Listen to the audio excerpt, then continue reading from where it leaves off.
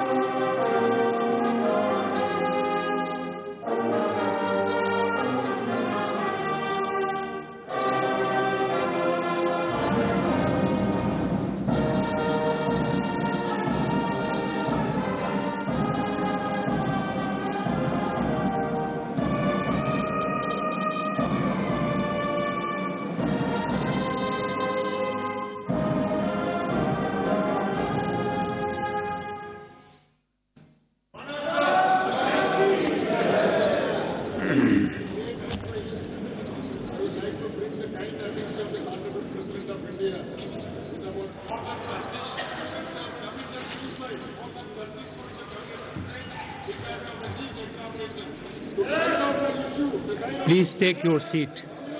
माननीय सदस्यगण, corona virus से उत्पन्न वैश्विक महामारी का यह तीसरा वर्ष है।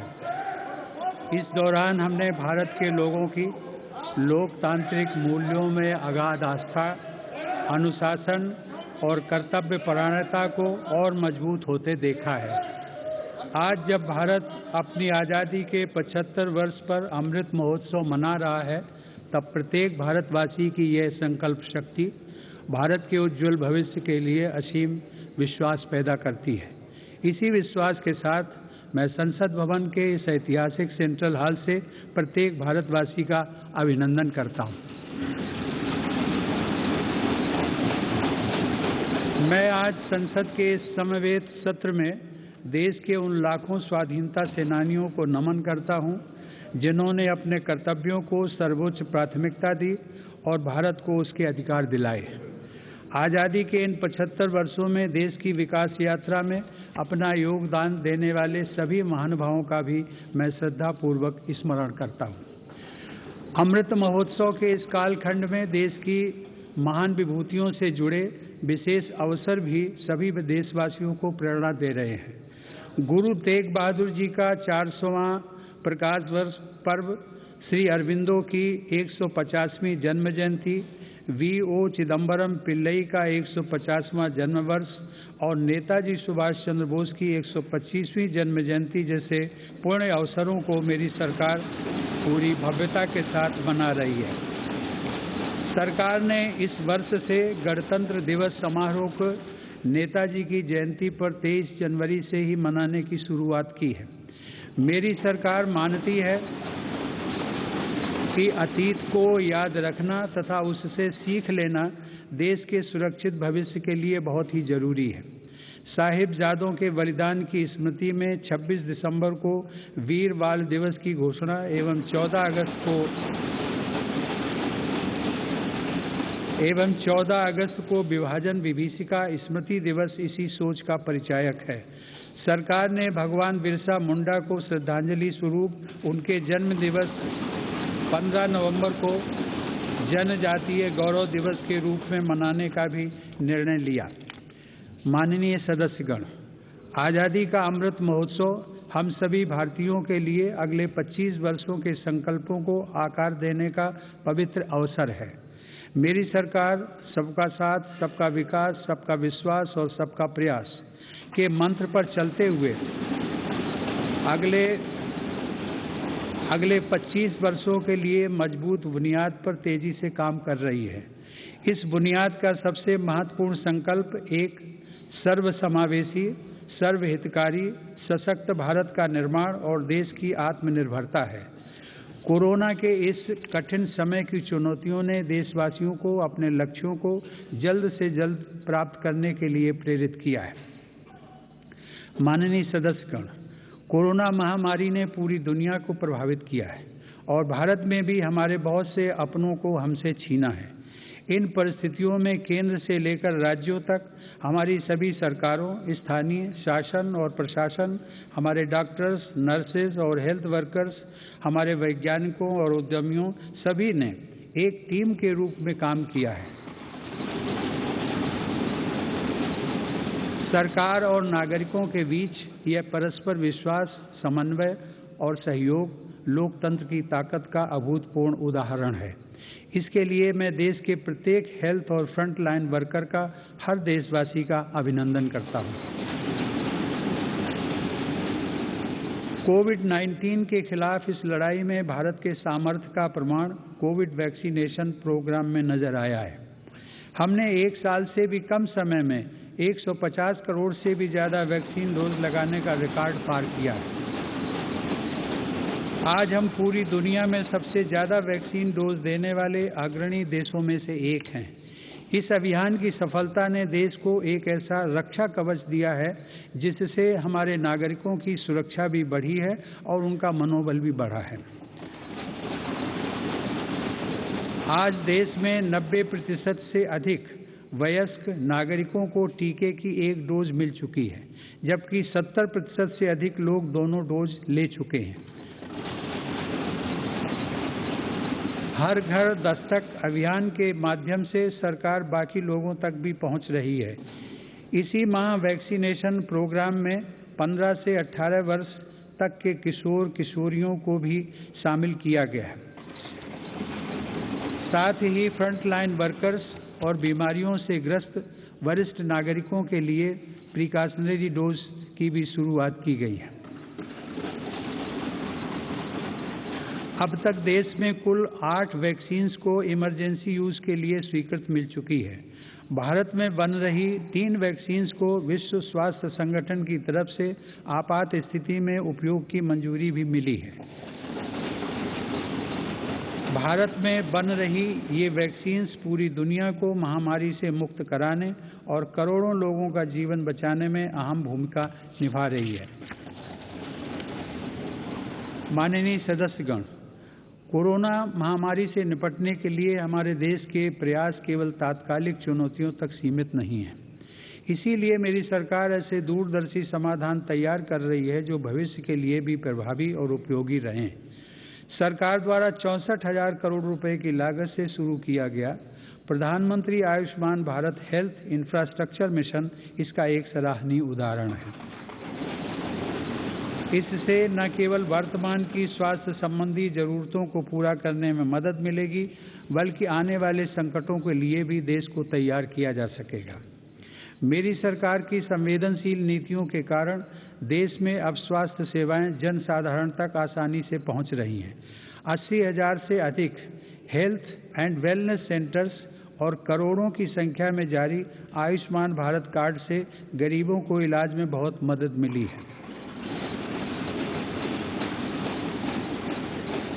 सरकार ने 8,000 से अधिक जन औषधि केंद्रों के माध्यम से कम कीमत पर दवाइयां उपलब्ध कराकर इलाज पर होने वाले खर्च को कम किया है। सुलभ और सुगम स्वास्थ्य सेवाओं के लिए उठाया गया आयुष्मान भारत डिजिटल मिशन भी एक बड़ा कदम है। माननीय सदस्यगण, कोरोना काल में भारतीय फार्मा सेक्टर ने भी अपनी श्रेष्ठता को साबित किया है। वर्तमान समय में भारतीय फार्मा कंपनियों के उत्पाद 180 से ज़्यादा देशों में पहुंच रहे हैं। लेकिन इस क्षेत्र में भारत के लिए संभावनाएं कहीं अधिक व्यापक हैं। फार्मा इंडस्ट्री के लिए मेरी सरकार द्वारा घोषित PLI स्कीम से इन संभावनाओं को विस्तार मिलेगा और रिसर्च को भी गति मिलेगी। सरकार द्वारा किए गए प्रयासों के परिणाम स्वरूप योग, आयुर्वेद एवं पारंपरिक चिकित्सा पद्धतियों की लोकप्रियता लगातार बढ़ रही है। वर्ष 2014 में देश से 6,600 करोड़ रुपए के आयुष उत्पादों का निर्यात होता था, जो आज बढ़कर 11,000 करोड़ रुपए से अधिक हो गया है। दुनिया के सबसे पहले WHO global centre of traditional medicine की स्थापना भी भारत में होने जा रही है। माननीय सदस्यगण, हमारे संविधान के मुख्य शिल्पी बाबा साहब डॉक्टर भीमराव अंबेडकर ने कहा था कि मेरा आदर्श एक ऐसा समाज होगा जो स्वाधीनता, समानता और भाईचारे पर आधारित हो। प्रजातंत्र सरकार का एक स्वरूप मात्र नहीं है। प्रजातंत्र का मूल है अपने साथियों के प्रति आदर और सम्मान की भावना। बाबा साहब के इन आदर्शों को मेरी सरकार अपने लिए ध्येय वाक्य मानती है। मेरी सरकार की आस्था अंत्योदय के मूल मंत्र में है, जिसमें सामाजिक न्याय भी हो, समानता भी हो, सम्मान भी हो और समान अवसर भी हो। इसीलिए आज सरकार की नीतियों में गांव, गरीब, पिछड़े, अनुसूचित जाति एवं जनजातियों को सर्वोच्च प्राथमिकता दी जा रही है। हाल के वर्षों में पद्म पुरस्कारों के चयन में भारत की यह भावना भली भांति झलकती है। विविधता से भरे भारत में देश के कोने कोने में समर्पित जीवन जीने वाले लोग राष्ट्र सेवा में जुटे हुए हैं। उनमें भारत की शक्ति के दर्शन होते हैं। माननीय सदस्यगण, कोरोना के इस महासंकट में हमने बड़े बड़े देशों में खाद्यान्न की कमी और भूख की परेशानी देखी है, लेकिन मेरी संवेदनशील सरकार ने इस बात का पूरा प्रयास किया कि 100 साल के इस सबसे बड़े संकट में कोई गरीब भूखा न रहे। प्रधानमंत्री गरीब कल्याण अन्न योजना के अंतर्गत मेरी सरकार सभी गरीबों को हर महीने मुफ्त राशन दे रही है। 80 करोड़ लाभार्थियों को 19 महीनों से खाद्यान्न वितरित करने हेतु 2,60,000 करोड़ रुपए के खर्च के साथ भारत में आज दुनिया का सबसे बड़ा फूड डिस्ट्रीब्यूशन प्रोग्राम चलाया जा रहा है। वर्तमान परिस्थितियों को देखते हुए पूरी संवेदनशीलता के साथ मेरी सरकार ने इस योजना को मार्च 2022 तक बढ़ा दिया है। कोरोना काल में गरीब के स्वाभिमान और उसके रोजगार की रक्षा करने के लिए सरकार प्रधानमंत्री स्वनिधि योजना भी चला रही है। यह योजना हमारे रेहड़ी पटरी वाले भाइयों बहनों के लिए बहुत सहायक सिद्ध हो रही है। इस योजना के तहत अब तक 28 लाख रेहड़ी पटरी वालों को 2900 करोड़ रुपए से ज़्यादा की धनराशि जारी की गई है। सरकार अब इन स्ट्रीट वेंडर्स को ऑनलाइन फूड डिलीवरी करने वाली कंपनियों के साथ भी जोड़ रही है। श्रमिकों के हितों की रक्षा के लिए सरकार ने ई-श्रम पोर्टल भी शुरू किया है, जिससे अब तक 23 करोड़ से अधिक श्रमिक जुड़ चुके हैं। जनधन आधार मोबाइल अर्थात जैम ट्रिनिटी को मेरी सरकार ने जिस तरह नागरिक सशक्तिकरण से जोड़ा है, उसका प्रभाव भी हम लगातार देख रहे हैं। 44 करोड़ से अधिक गरीब देशवासियों के बैंकिंग सिस्टम से जुड़ने के कारण महामारी के दौरान करोड़ों लाभार्थियों को सीधे कैश ट्रांसफर का लाभ मिला है। डिजिटल इंडिया और डिजिटल इकोनॉमी के बढ़ते प्रसार के संदर्भ में देश के यूपीआई प्लेटफॉर्म की सफलता के लिए भी मैं सरकार के विजन की प्रशंसा करूंगा। दिसंबर 2021 में देश में 8 लाख करोड़ रुपए से ज़्यादा का लेन देन यूपीआई के माध्यम से हुआ है। यह इस बात का उदाहरण है कि हमारे देश में जन सामान्य द्वारा बदलाव और तकनीक को बहुत तेजी से अपनाया जा रहा है। माननीय सदस्यगण, मेरी सरकार मूलभूत सुविधाओं को गरीब के सशक्तिकरण और गरीब की गरिमा बढ़ाने का माध्यम मानती है। पिछले वर्षों के अनवरत प्रयासों से प्रधानमंत्री आवास योजना में अब तक 2 करोड़ से अधिक पक्के घर गरीबों को मिल चुके हैं। प्रधानमंत्री आवास योजना ग्रामीण के तहत गत 3 वर्षों में करीब 1.5 लाख करोड़ रुपए की लागत से 1 करोड़ 17 लाख घर स्वीकृत किए गए हैं। हर घर जल पहुंचाने के उद्देश्य से शुरू किए गए जल जीवन मिशन ने लोगों के जीवन में बड़ा बदलाव लाना शुरू कर दिया है। महामारी की बाधाओं के बावजूद करीब 6 करोड़ ग्रामीण घरों को पेयजल के कनेक्शन से जोड़ा गया है। इसका बहुत बड़ा लाभ हमारे गांव की महिलाओं, बहनों, बेटियों को हुआ है। ग्रामीण क्षेत्रों में लोगों को उनकी संपत्ति के दस्तावेज देने के लिए शुरू की गई स्वामित्व योजना भी एक असाधारण प्रयास है। इस योजना के तहत अब तक 27,000 गाँव में 40 लाख से अधिक प्रॉपर्टी कार्ड दिए जा चुके हैं। ये प्रॉपर्टी कार्ड न केवल विवादों को रोकने में सहायक हैं, बल्कि गांव के लोगों को बैंकों से मदद मिलना भी आसान हो रहा है। माननीय सदस्यगण, मेरी सरकार ग्रामीण अर्थव्यवस्था और देश के किसानों को सशक्त बनाने के लिए निरंतर काम कर रही है। वैश्विक महामारी के बावजूद साल 2020-21 में हमारे किसानों ने 30 करोड़ टन से अधिक खाद्यान्न और 33 करोड़ टन से अधिक बागवानी उत्पादों की पैदावार की। सरकार ने रिकॉर्ड उत्पादन को ध्यान में रखते हुए रिकॉर्ड सरकारी खरीद की है। रबी की फसल के दौरान 433 लाख मीट्रिक टन गेहूं की खरीद की गई, जिससे लगभग 50 लाख किसानों को सीधा फायदा पहुंचा है। खरीफ की फसल के दौरान रिकॉर्ड लगभग 900 लाख मीट्रिक टन धान की खरीद की गई, जिससे 1 करोड़ 30 लाख किसान लाभान्वित हुए। सरकार के प्रयासों से देश का कृषि निर्यात भी रिकॉर्ड स्तर पर बढ़ा है। वर्ष 2020-21 में कृषि निर्यात में 25% से अधिक की वृद्धि दर्ज की गई। यह निर्यात लगभग 3 लाख करोड़ रुपए पहुंच गया है। हार्टिकल्चर और शहद उत्पादन भी किसानों के लिए आमदनी के नए स्रोतों और बाजार तक उनकी बढ़ती पहुंच के महत्वपूर्ण माध्यम हैं। शहद उत्पादन को प्रोत्साहन देने से वर्ष 2020-21 में देश का शहद उत्पादन 1,25,000 मीट्रिक टन तक पहुंच गया है, जो कि 2014-15 की तुलना में करीब 55% ज़्यादा है। 2014-15 की तुलना में शहद की निर्यात मात्रा में भी 102% से ज़्यादा की वृद्धि दर्ज की गई है। किसानों को उनकी फसल के अधिक दाम मिले, इसके लिए उनके उत्पादों का सही बाजार तक पहुंचना जरूरी होता है। इस दिशा में सरकार ने किसान रेल सेवा शुरू करते हुए किसानों के लिए खुशहाली के नए रास्ते खोलने का काम किया है। कोरोना काल में भारतीय रेल ने सब्जियों, फलों तथा दूध जैसी जल्दी खराब होने वाली खाद्य सामग्री के परिवहन के लिए 150 से अधिक मार्गों पर 1900 से ज़्यादा किसान रेल चलाई और करीब 6 लाख मीट्रिक टन कृषि उत्पादों की ढुलाई की। यह इस बात का उदाहरण है कि अगर सोच नई हो तो पुराने संसाधनों से भी नए रास्ते बनाए जा सकते हैं। माननीय सदस्यगण, कृषि क्षेत्र में देश की सतत सफलता और बढ़ते सामर्थ्य का सबसे बड़ा श्रेय मैं देश के छोटे किसानों को देना चाहता हूँ। देश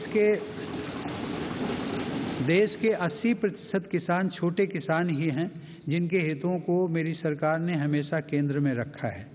प्रधानमंत्री किसान सम्मान निधि के माध्यम से 11 करोड़ से अधिक किसान परिवारों को 1,80,000 करोड़ रुपए दिए गए हैं।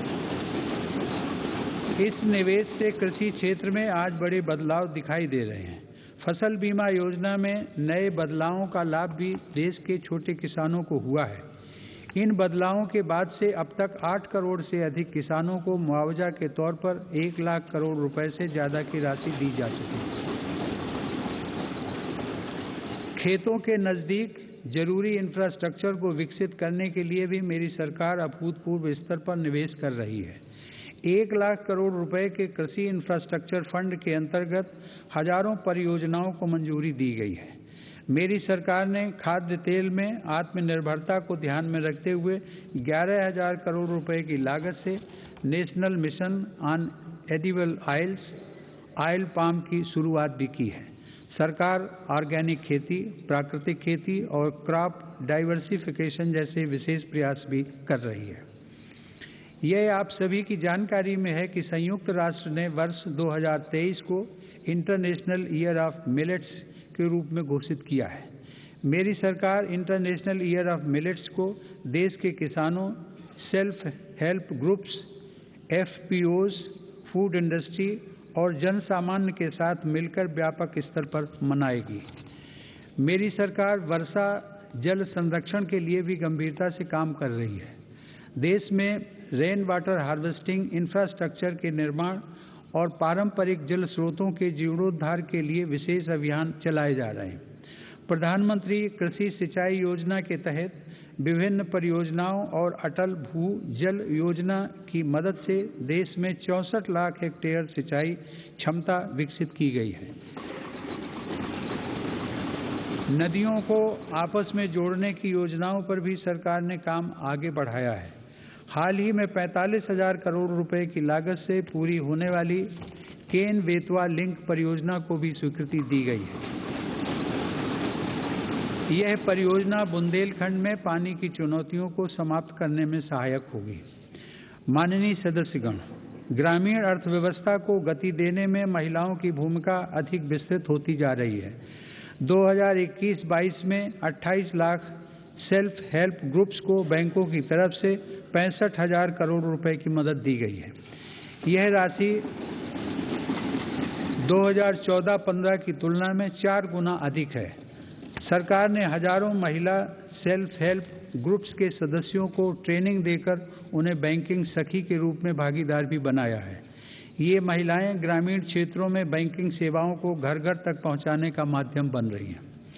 महिला सशक्तिकरण मेरी सरकार की उच्च प्राथमिकताओं में से एक है।